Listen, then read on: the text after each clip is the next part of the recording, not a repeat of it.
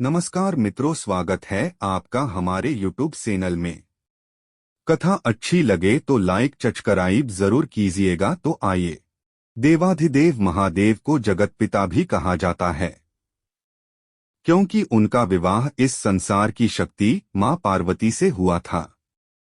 शिव और शक्ति के संयोजन से ही हमारी यह प्रकृति चल रही है। वे दोनों एक दूसरे के अर्धांग हैं, एक दूसरे के बिना अपूर्ण भी हैं। जहां एक तरफ भगवान शिव अनादि के सृजन करता हैं, वहीं माता पार्वती प्रकृति का मूल स्वरूप हैं। माता पार्वती राजा हिमावत की पुत्री हैं, जिसके अनुसार उन्हें शैलपुत्री भी कहा जाता है। सनातन धर्म के अनुसार देवी गंगा का अवतरण भी हिमालय से हुआ था, जिसके अनुसार वे माता पार्वती की बहन लगती हैं। एक कथा के अनुसार एक बार इन दोनों बहनों में शिव जी को लेकर विवाद हो गया, जो संभाले नहीं संभल रहा था।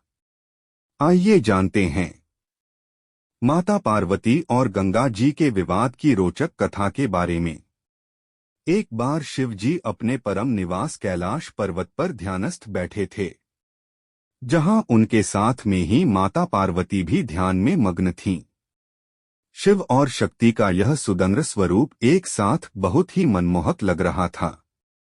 ध्यानमग्न माता पार्वती और अपने प्रभु शिव जी की शोभा को उनके परम भक्त नंदी जी निहार रहे थे। दोनों का यह सुंदर स्वरूप देख नंदी जी के नेत्रों से खुशी के आंसू बहने लगे। अपने भक्त की आंखों से बहते अश्रुओं का भान जैसे ही महादेव को हुआ, उन्होंने अपने नेत्र खोले। महादेव ने जैसे ही भक्त की चिंता में नेत्र खोले, उन्होंने देखा सामने गंगा जी हाथ जोड़े खड़ी थीं। गंगा जी को देख महादेव हैरान होते हुए बोले, देवी गंगे आप तो। उत्तर में मां गंगा बोली, हे आदि पुरुष, आपके इस रूप को देखकर मैं आप पर मोहित हो गई हूं। कृपा कर मुझे पत्नी रूप में स्वीकार करें। जैसे ही मां गंगा के स्वर माता पार्वती के कानों में पड़े, वे हैरान हो गईं। मां गंगा की यह बात सुनकर उनके नेत्र लाल हो गए और क्रोधवश वे बोल पड़ी, देवी गंगा सीमा ना लांघिए।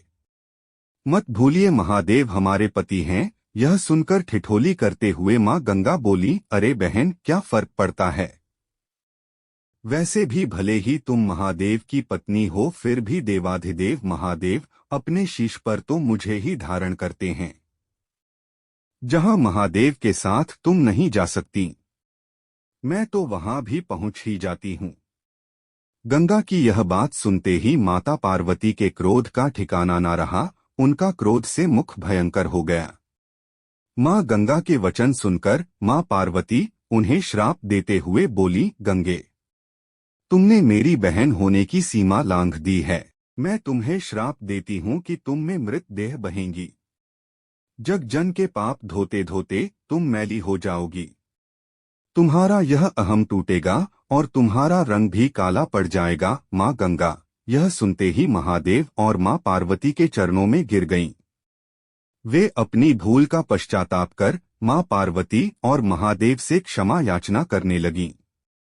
तब महादेव ने उनसे कहा कि हे गंगे, यह श्राप तो अब फलित होकर रहेगा, परंतु आपके पश्चाताप से प्रसन्न होकर हम आपको इस श्राप से मुक्ति देते हैं।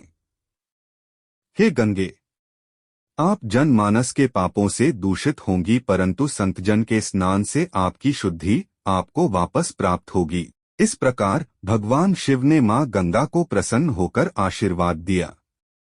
इसके बाद से ही गंगा में स्नान से पाप धुलने लगे। तब से ही लोग गंगा में स्नान करने के लिए दूर दूर से आते हैं और भूल चूक में हुए पापों से मुक्ति पाते हैं।